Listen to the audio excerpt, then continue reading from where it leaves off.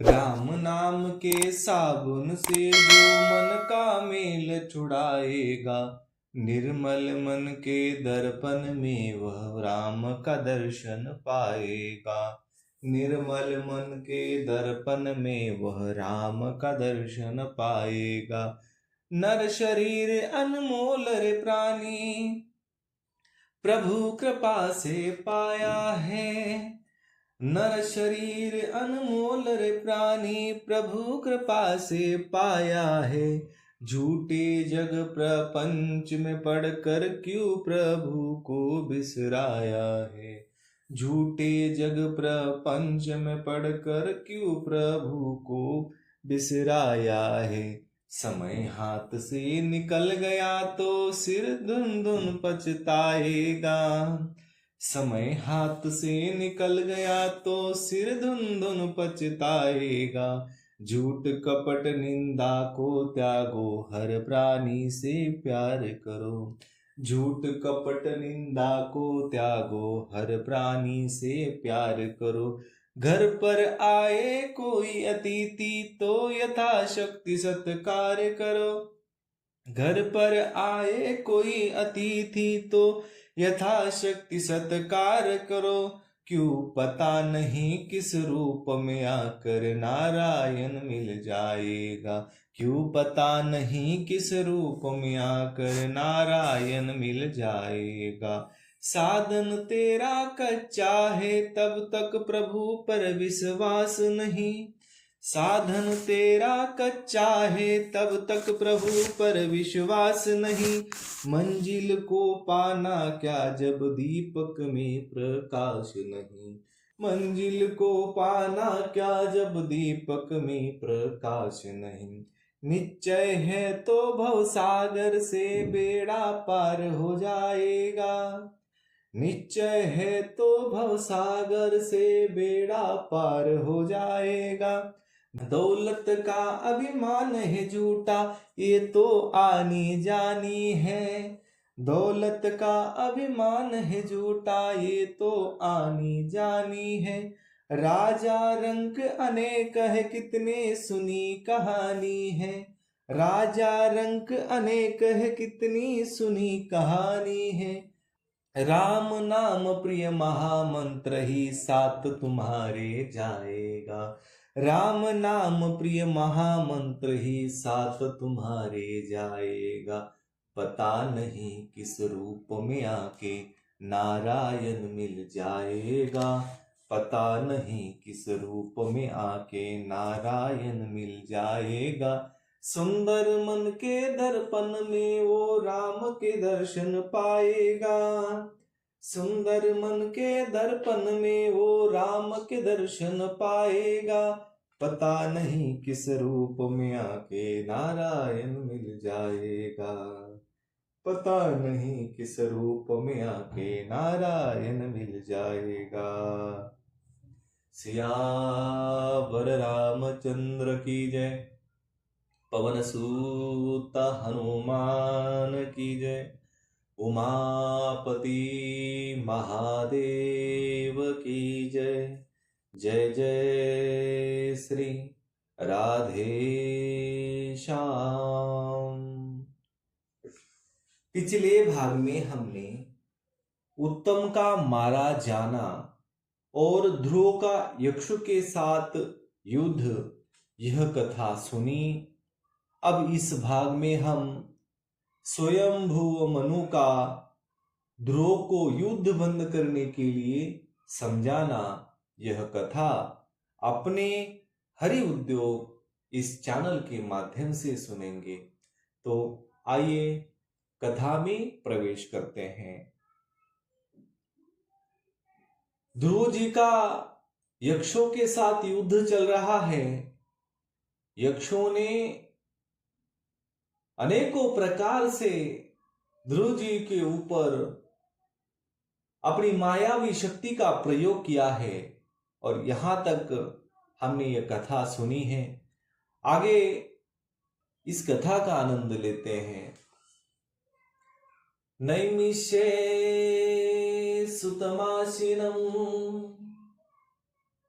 भिवादयन् महामतिम् कथामृतरसास्वादकुशलः शौनको ब्रवीत। यह जो पावन कथा श्री मैत्रेय जी और विदुर जी के बीच में चल रहा प्रसंग,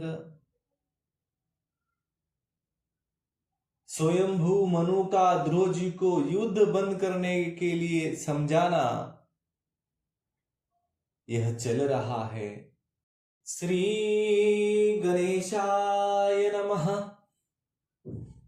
श्री सरस्वती नमः। श्री सांब सदा शिवाय नमः। मैत्रेय जी कहते हैं, विदुर जी, ऋषियों का ऐसा कथन सुनकर महाराज ध्रुव ने आचमन कर श्री नारायण के बनाए हुए नारायण शस्त्र को अपने धनुष्य पर चढ़ाया। उस बाण के चढ़ाते ही यक्षों द्वारा रची हुई नाना प्रकार की माया उसी क्षण नष्ट हो गई। जिस प्रकार ज्ञान का उदय होने पर अविद्यादि क्लेश नष्ट हो जाते हैं, ऋषिवर नारायण के द्वारा आविष्कृत उस अस्त्रों को धनुष्य पर चढ़ाते ही उससे राजहंस के से पक्षी, सोने के फल वाले बड़े तीखे बाण निकले, और जिस प्रकार मयूर के कारव करते वन में घुस जाते हैं, उसी प्रकार भयानक साय साय शब्द करते हुए वे शत्रुओं की सेना में घुस गए। उन तीखी धार वाले बाणों ने शत्रुओं को बेचैन कर दिया। तब उस रणांगन में अनेकों यक्षों ने अत्यंत कुपित होकर अपने अस्त्र शस्त्र संभाले, और जिस प्रकार गरुड़ के छेड़ने से बड़े बड़े सर्प फन उठाकर उनकी ओर दौड़ते हैं, उसी प्रकार वे इधर उधर से ध्रुव जी पर टूट पड़े। उन्हें सामने आते देख ध्रुव जी ने अपने बाणों द्वारा उनकी भुजाएं, जांघें, कंधे और उदर आदि अंग प्रत्यंग को छिन्न भिन्न कर उन्हें उस सर्वश्रेष्ठ लोक सत्यलोक में भेज दिया, जिसमें उद्धरेता मुनिगण सूर्यमंडल का भेदन करने जाते हैं। अब उनके पितामह स्वयंभू मनु ने देखा कि विचित्र रथ पर चढ़े हुए ध्रुव अनेकों निरपराध यक्ष को मार रहे हैं, तो उन्हें उन पर बहुत दया आई। वे बहुत से ऋषियों के साथ लेकर वहां आए और अपने पौत्र ध्रुव को समझाने लगे। मनु जी ने कहा, बेटा बस बस, अधिक क्रोध करना ठीक नहीं है। यह पापी नरक का द्वार है, इसी के वशीभूत होकर तुमने इस निरपराध यक्षों का वध किया है। तात, तुम जो निर्दोष यक्षों के संहार पर उतर रहे हो, यह हमारे कुल के योग्य कर्म नहीं है। साधु पुरुष इसकी बड़ी निंदा करते हैं।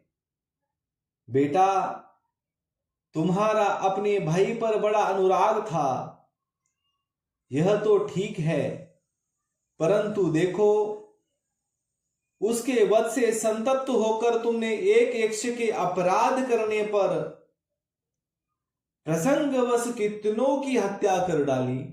इस जड़ शरीर को ही आत्मा मानकर इसके लिए पशुओं की भांति प्राणियों की हिंसा करना भागवत सेवी साधुजनों का मार्ग नहीं है।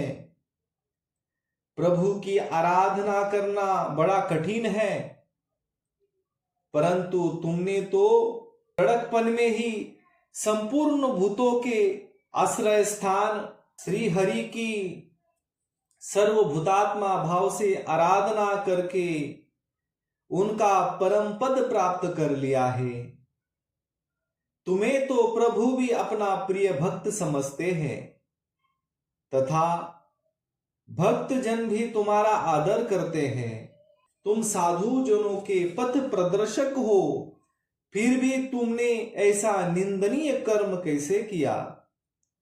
सर्वात्मा श्री हरि तो अपने से बड़े पुरुषों के प्रति सहनशीलता, छोटों के प्रति दया, बराबर वालों के साथ मित्रता और समस्त जीवों के साथ समता का बर्ताव करने से ही प्रसन्न होते हैं।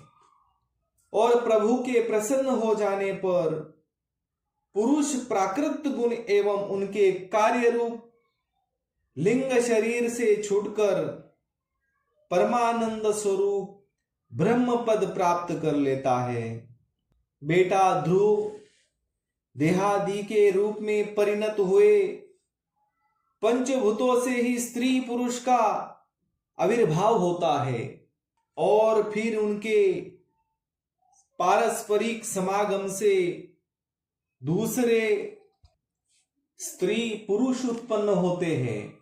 ध्रुव इस प्रकार भगवान की माया से सत्वादि गुणों में न्यूनताधिक भाव, इस प्रकार भगवान की माया से सत्वादि गुणों में न्यूनाधिक भाव होने से ही जैसे भूतों द्वारा शरीरों की रचना होती है, वैसे ही उनकी स्थिति और प्रलय भी होता है। पुरुष श्रेष्ठ निर्गुण परमात्मा तो इनमें केवल निमित्त मात्र है। उसके आश्रय से यह कार्य कारणात्मक जगत उसी प्रकार भ्रमता रहता है। जैसे चुंबक के आश्रय से लोहा काल शक्ति के द्वारा क्रमशः सत्वादि गुणों में क्षोभ होने से लीलामय भगवान की शक्ति भी सृष्टि आदि के रूप में विभक्त हो जाती है। अतः भगवान अकर्ता होकर भी जगत की रचना करते हैं और संहार करने वाले न होकर भी इसका संहार करते हैं। सचमुच उन अनंत प्रभु की लीला सर्वथा अचिंतनीय है। ध्रुव केवल काल स्वरूप अव्यय परमात्मा ही स्वयं अंतर रहित होकर भी जगत का अंत करने वाले हैं तथा अनादि होकर भी जगत का अंत करने वाले हैं तथा अनादि होकर भी सबके आदि करता है। वे ही एक जीव से दूसरे जीव को उत्पन्न कर संसार की सृष्टि करते हैं तथा मृत्यु के द्वारा मारने वाले को भी मरवाकर उसका संहार करते हैं। वे काल भगवान संपूर्ण सृष्टि में समान रूप से अनुप्रविष्ट है। उनका न तो कोई मित्र पक्ष है और न शत्रु पक्ष। जैसे वायु के चलने पर धूल उसके साथ साथ उड़ती है, उसी प्रकार समस्त जीव अपने अपने कर्मों के अधीन होकर काल की गति का अनुसरण करते हैं। अपने अपने कर्मानुसार सुख दुखादि फल भोगते हैं। सर्व समर्थ श्री हरि कर्म बंधन में बंधे हुए जीव की आयु की वृद्धि और क्षय का विधान करते हैं, परंतु वे स्वयं इन दोनों से रहित और अपने स्वरूप में स्थित है। राजन, इन परमात्मा को ही मीमांसक लोग कर्म, चार्वाक स्वभाव, वैशेषिक मतावलंबी काल, ज्योति से दैव और काम शास्त्री काम कहते हैं। वे किसी भी इंद्रिय या प्रमाण के विषय नहीं है। महद आदि अनेक शक्तियां भी उन्हीं से प्रकट हुई है। वे क्या करना चाहते हैं इस बात को भी संसार में कोई नहीं जानता। फिर अपने मूल कारण उन प्रभु को तो जान ही कौन सकता है। बेटा, ये कुबेर के अनुचर तुम्हारे भाई को मारने वाले नहीं हैं, क्योंकि मनुष्य के जन्म मरण का वास्तविक कारण तो ईश्वर है। एकमात्र वही संसार को रचता, पालता और नष्ट करता है, किंतु अहंकार शून्य होने के कारण इसके गुण और कर्मों से वह सदा निर्लेप रहता है। वे संपूर्ण प्राणियों के अंतरात्मा, नियंता और रक्षा करने वाले प्रभु ही अपनी माया शक्ति से युक्त होकर समस्त जीवों का सृजन, पालन और संहार करते हैं। जिस प्रकार नाकों में नकेल पड़े हुए बैल अपने मालिक का बोझा ढोते रहते हैं, उसी प्रकार जगत की रचना करने वाले ब्रह्मादि भी नाम रूप डोरी से बंधे हुए उनकी आज्ञा का पालन करते हैं। वे अभक्तों के लिए मृत्यु रूप और भक्तों के लिए अमृत रूप है तथा संसार के एकमात्र आश्रय है। तात, तुम सब प्रकार उन्हीं परमात्मा की शरण लो। तुम 5 वर्ष की ही अवस्था में अपनी सौतेली माता के वांग बाणों से मर्माहत होकर मां की गोद छोड़कर वन में चले गए थे। वहां तपस्या द्वारा जिन ऋषिकेश भगवान की आराधना करके तुमने त्रिलोकी से ऊपर ध्रुवपद प्राप्त किया है और जो तुम्हारे वैरभावहीन सरल हृदय में वात्सल्यवश विशेष रूप से विराजमान हुए थे, उन निर्गुण, अद्वितीय, अविनाशी और नित्य मुक्त परमात्मा को आध्यात्म दृष्टि से अपने अंतकरण में ढूंढो। उनमें यह भेदभाव में प्रपंच न होने पर भी प्रतीत हो रहा है। ऐसा करने से सर्वशक्ति संपन्न परमानंद स्वरूप सर्वांतर्यामी भगवान अनंत में तुम्हारी सदृढ़ भक्ति होगी। उनके प्रभाव से तुम मैं मेरेपन के रूप में अविद्या की गांठ को काट डालोगे। राजन, जिस प्रकार औषधि से रोग शांत किया जाता है, उसी प्रकार मैंने तुम्हें जो कुछ उपदेश दिया है उस पर विचार करके अपने क्रोध को शांत करो। क्रोध कल्याण मार्ग का बड़ा ही विरोधी है। भगवान तुम्हारा मंगल करे। क्रोध के वशीभूत हुए पुरुष से सभी लोगों को बड़ा ही भय होता है। इसीलिए जो बुद्धिमान पुरुष ऐसा चाहता है कि मुझसे किसी भी प्राणी को भय न हो और मुझे भी किसी से भय न हो, उसे क्रोध के वश में कभी नहीं होना चाहिए। तुमने जो यह समझकर कि ये मेरे भाई को मारने वाले हैं, इतने यक्ष का संहार किया, इसे तुम्हारे द्वारा भगवान शंकर के सखा कुबेर जी का बड़ा अपराध हुआ है।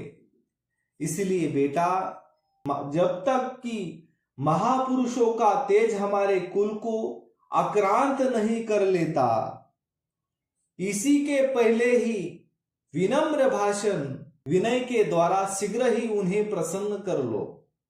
इस प्रकार स्वयंभू मनु ने अपने पौत्र ध्रुव को शिक्षा दी। तब ध्रुव जी ने उन्हें प्रणाम किया। इसके पश्चात वे महर्षियों के सहित अपने लोक को चले गए। तो आज के लिए इतना ही। कर्पूर गौरम करुणावतारम संसार सारम भुजगेन्द्रहारम सदा वसंतम हृदयारविंदे भवम भवानी सहितं नमामि। सियावर रामचंद्र की जय, पवन सूत हनुमान की जय, उमापति महादेव की जय। जय जय श्री राधे श्याम।